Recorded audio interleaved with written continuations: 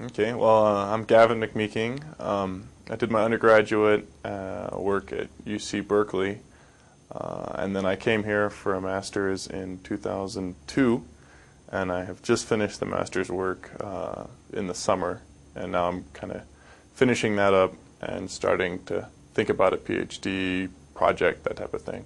Did my work with Professor Sonia Kreidenweiss in the atmospheric chemistry sort of part of our department, and the research was National Park Service work to do with visibility in the parks. And so in 2002, right before I got here actually, there was a about 2.5-month field project in Yosemite National Park where they were measuring aerosol particle properties, both the chemical properties, so what they were made of, that type of thing, and then also the physical properties of them, how big were they, how many of each sizes were there.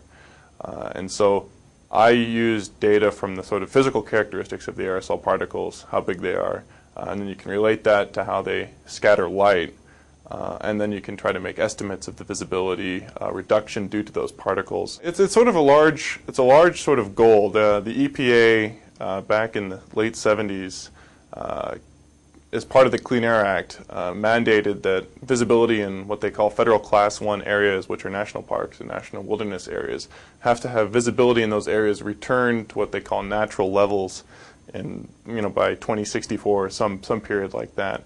And so the Park Service has been monitoring visibility in the parks and the wilderness areas for almost 20 years now.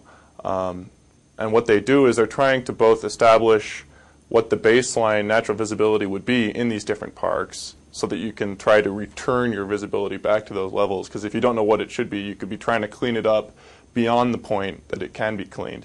So a lot of what we do is trying to help the Park Service with their large project goal of monitoring visibility in these areas. And so we can go in with a really intensive field study for 2 months and try to answer some general questions that they may have about what they're doing. I've always been very interested in sort of the policy side and the education side of what we do, and especially with atmospheric chemistry, relates so much to environmentalism and that type of thing, and that's certainly a politically charged topic, especially global warming. And in general, it's sort of a field that has been growing.